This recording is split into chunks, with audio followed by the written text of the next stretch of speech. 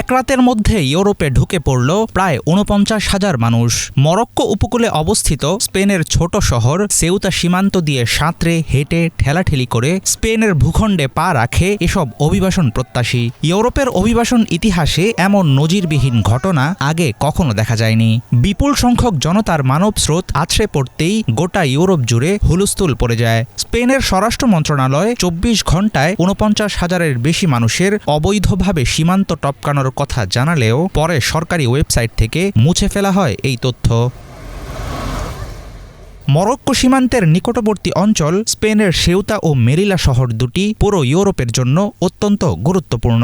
Africa মহাদেশের সাথে ইউরোপীয় ইউনিয়নের একমাত্র স্থল সীমান্ত হওয়ায় এই দুটি শহর সবসময়ই মারাত্মক ঝুঁকিপূর্ণ।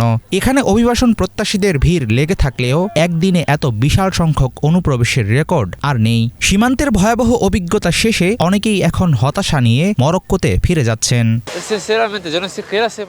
সত্যি বলতে আমি কেন যে এখানে এসেছিলাম তা নিজেও জানি না। আমি এখন সোজা বাড়ি ফিরে যাচ্ছি। ব্যাপারটা খুবই সোজা, এই মুহূর্তেই ফিরছি। গতকাল দুপুরের পর থেকে আমার পেটে একটা দানাও খাবার পড়েনি, যদিও সাথে কিছু টাকা এনেছিলাম, তবে সেটা কেবল ট্যাক্সি আর আনুষঙ্গিক খরচের জন্য। ব্যাস এতটুকুই, এর বেশি আর কিছু বলার নেই আমার। এখন পর্যন্ত একটুকু ঘুমাতে পারিনি। আমরা যা করছিলাম তা মোটেও ঠিক কাজ নয়, আর এতে কোনো আনন্দও নেই। তার উপর এখানে তো মানুষ মারা যাচ্ছে। আমি হাত জোর করে অনুরোধ করছি, যারা এখনো আসনি, দয়া করে এসো না, এই ভুলটা করো না।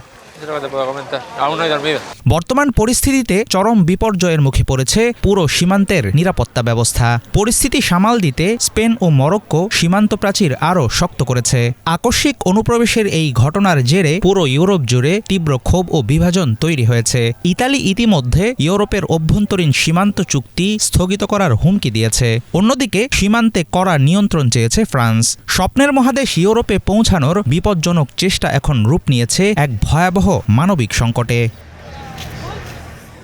হাফিজুল ইসলাম, বাংলা ভিশন।